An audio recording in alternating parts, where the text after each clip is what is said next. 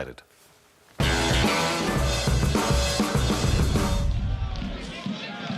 We will be expecting goals. Only one goalless draw between the sides in the last 10 years. That was at United Park in March 2012. Inside the penalty area is Finn, and just misses the angle.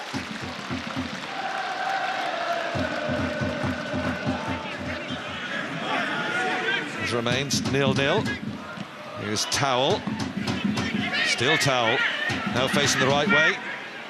McMillian's inside of him. Here's Horgan! Daryl Horgan with his 9th goal of the season, and Dundalk take the lead. Yeah, that ball in from Gartland. Towell gets a lot of work to do. Marked by O'Reilly. Looks like he's going nowhere, and then cuts it back, and Horgan onto it. Promising attack this. Shields is up on the right-hand side. He goes left to Horgan, does Towell. Horgan, Towell, front of goal, Towell with the shot! Well, they broke quickly.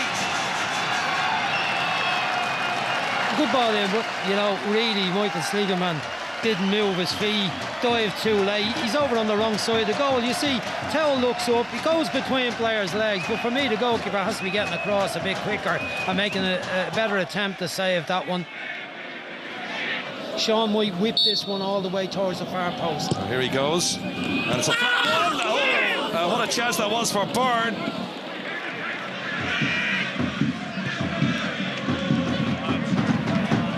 McMillian with the reverse ball to Gannon. That's a bad challenge by Jason Marks, and Meenan's not happy with that, and he lets Marks know about it. Towell's involved, Gartland's involved, red card. That's not a red card. For me, there's not really enough in that.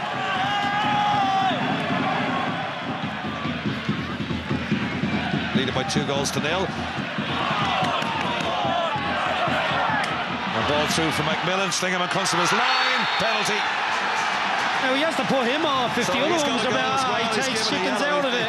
That's a red card. If the other one's a red card, come on out of that referee. Chance for Richie Towell to make it 3-0. Sends Schlingermann the wrong way and does his Ronaldo-style impersonation on the penalty spot.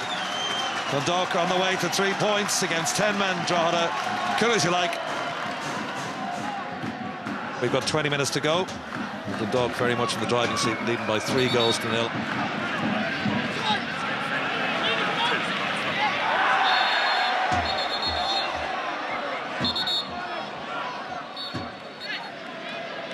Meenan with the ball towards Gartland, and now McMillian makes it 4-0 from the edge of the 6-yard box. We're really good finish in the end. Just see it breaks off here. Gartland gets a bit of a touch, breaks down. Very good finish, very controlled finish.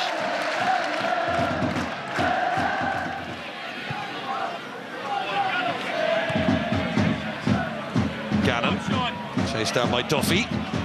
Still Gannon. Lovely ball across the area to Towell! That's his hat-trick. Yeah, superb play for Seán Gannon down the right-hand side. Works his way along the end line. At one stage it looked like the ball had gone behind him and he had to wait. And watch him here adjust his feet. Look, it just seems like it's gone behind him, but he still manages to cut it back into that perfect spot. Daryl Horgan. Wave after wave of white shirts. Mountney shot! Oh, lovely save, Schlingermann. Falling away, got an outstretched arm to it.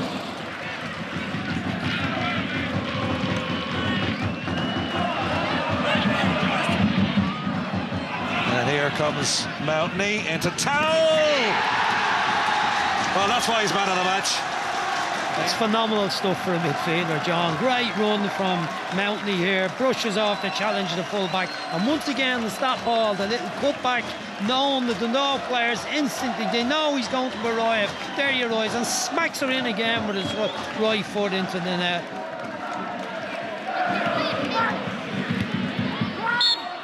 And that's it, all over. Final score at Oriel Park, Dundalk 6, Drogheda United 0. This club, in its history, its entirety, like, has had some great sides and never won the back-to-back titles, and it hasn't been done by a provincial team in over 50 years. So we want to try and achieve that, and we've still a lot of hard work ahead, and tough games still, tough away games particularly. So we've got to make sure we're ready for next Saturday. It made a change to obviously the way we had to defend without the extra with the man less. Just the goals we conceded in the end, we're looking at, okay, well, we're going to win and we're going to get a goal back at 2-1. We had a chance with a header, but then at 3-0 you're sort of saying, well, goal difference is massive at this time of the season for the team down the bottom. So you try to put players in to do the jobs, and lack of discipline, it ended up costing us 2 or 3 more goals.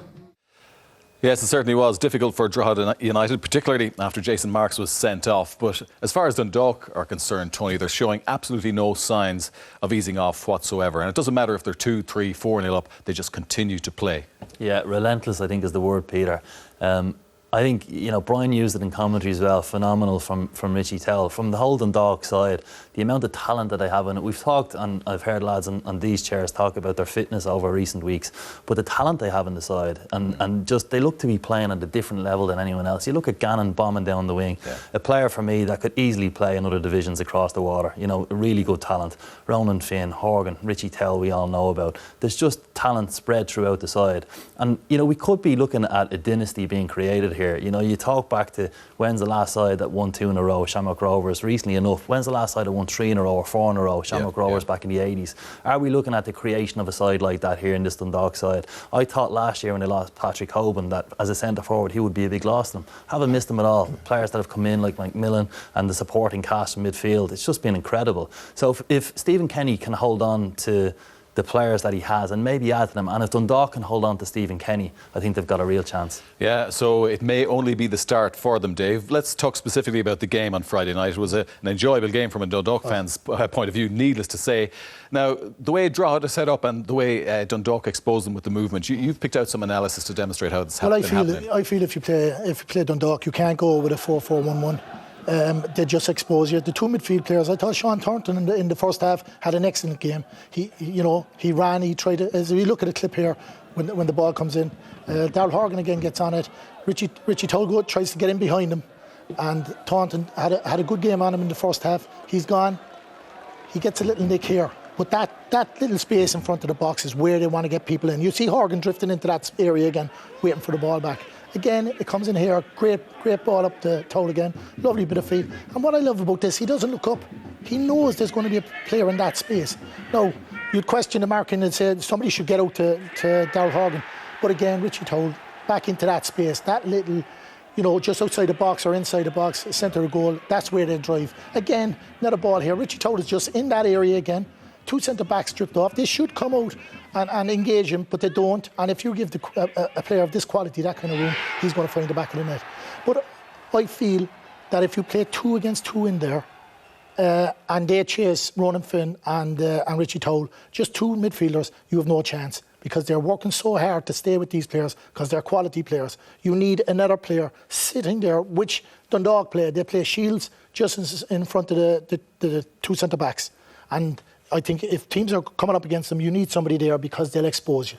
I think the only additional point I'd make on that is that, for me, you've got to have really good dialogue between your central defenders and your central midfield players when you're playing Dundalk. They play one man up front to McMillian, who then drops deep at times, and as Dave points out, it's interchangeable with the midfield players. So you've got to allow your midfielder to run on and the central defenders to pick him up. Too often in those clips we saw Thornton running in behind the central defenders. As a central defender, you can't allow that to happen. You have to be firm. But it happens time and time and that's time why again. You get beaten 6-0. It is. But I think playing against a quality side, and they are, as you said, they're fantastic. They're the best side I've seen for years and years and years. And I think if teams don't get their act together, the big teams, you could see four league titles going up to Dundalk, another 2 in the next 2 years. Well, it looks like they're not going to stop their fairly relentless march this season. We should always acknowledge a standout performer, and Richie Towell was outstanding on the night. It's not often that a player gets 4 goals in one game, and it should always be acknowledged, shouldn't it, Tony? Superb player. I mean, he continues to go from strength to strength, Peter. Some of the goals that he chips in, his running ability, he always seems to pop up at the right time. He's added goals to his games in recent years, and this is like 19 goals this season. Yeah, but if you look at him since he's come on over the last 3 seasons, he demonstrates there also he can count, unlike some of the past players. But if you look at him over the last 3 seasons, he's almost at one every other game now, a little under that, you know. But that's an unbelievable ratio. Well, what I'd like to say to our Peter about this is, when Stephen Kenny went into that side, there was nobody on the team of the year. But if you look at him last year, they got 6 on it. That's the confidence he brings to that club, and it's fantastic what he's after achieving up there. And they could have a few more on it this year, but that's something we'll be sorting out towards the end of the season. Now, from the top to the bottom, and Limerick they may have occupied last place for most of the season, but recently the goals have been